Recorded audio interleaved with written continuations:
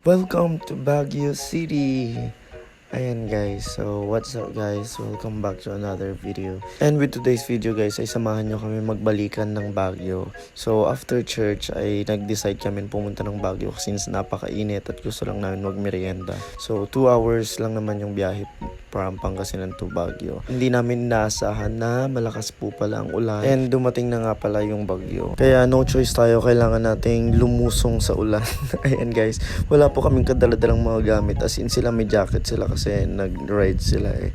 Pero ako kasi, as in from church, nagpalit lang ako into shorts, wala akong jacket, wala kaming extra damit, wala kaming dalang payong, pero buti na lang may naglilibot na nagbenta.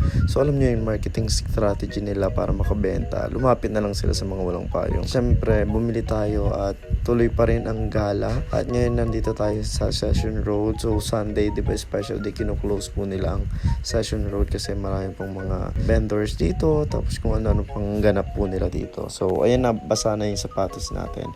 Pero diretso pa rin tayo hanggang sa SM. So kung makikita natin, naka-close pa rin yung daan. Marami pa rin tao naglalakad kahit maulan guys. Siyempre Sunday ngayon.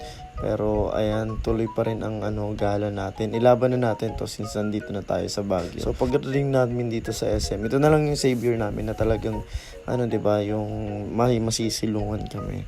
So ayan, nagpalinis kami ng eyeglasses namin ni Kuya Franz sa EO. Tapos ayan, naglibot kami, pumunta kami ng roof deck. Tapos ayan, imimit namin rin si Monica tapos yung isang friend nila. Pero ayun, tambay-tambay pa rin at ito tumilan na rin naman yung ulan kaya nakapag-picture na rin kami dyan.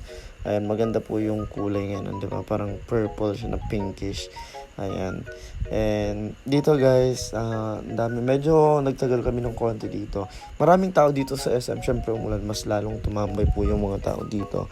Nabutan na rin kami nung magdidilim dito. And naghanap kami ng kainan kasi ang initial plan talagang dito lang kami kakain. Pero nung nabalitaan namin na may bagyo pala at suspended yung class, so ayun, we decided na lang na magstay muna at maghanap na lang kami ng kainan. And syempre naalala natin ang kainan ng bayan, ang paborito ng bayan, 'di ba, sa Good Taste. Pero guys, hindi na po kami nag-taxi, naglakad ulit kami doon. Sabi ko malapit lang naman kaya maglakad na tayo. So pagod na sila dyan. Kasi nilakad po namin pumunta dito sa Good Taste. Karating namin sa Good Taste, may konting pila. Hindi naman katulad ng mga ibang time na pumunta tayo na super haba yung pila. So, ayun guys, nakamodate din naman tayo kagad. Then, nakakatuwa lang guys kasi birthday pala nung isa namin kasama, si Sister Jenny Lynn. So, sakto, parang simple celebration na rin ng kanyang birthday. Ayan, so may pa-cake si Kuya Franz. Dito, chicken, super tagal namin nag-stay dito. And, naghanap kami ng pwede namin pag-stayhan. And finally, nakahanap kami sa malapit lang sa Bukawkan. And ayun, may separate video ako kung gusto nyo check yung pinag-stayan namin. Biglaan, as in wala kaming dala. So tignan nyo, same polo tayo the whole time. Ito pag-kissing na namin the next day. Pero syempre nag-shower tayo. Actually hindi naman tayo masyadong pinagpawisan kasi umulan. So ayan, kinukumusta ko itong mga kasama ko. Ang ganda nitong place namin na nakuha. After kape-kape guys, ay bumiyahe na rin kami papuntang terminal para at least makauwi na tayo ng Pangasinan kasi baka lumakas pa yung bagyo. Kaya thanks for watching, bye bye!